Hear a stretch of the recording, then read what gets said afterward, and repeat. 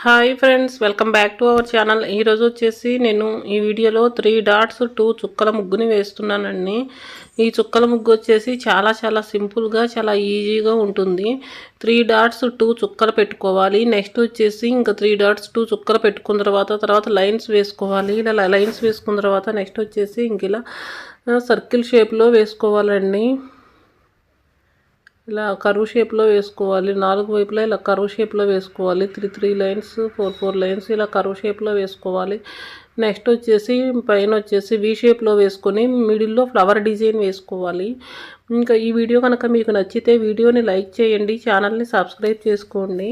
Thank you for watching.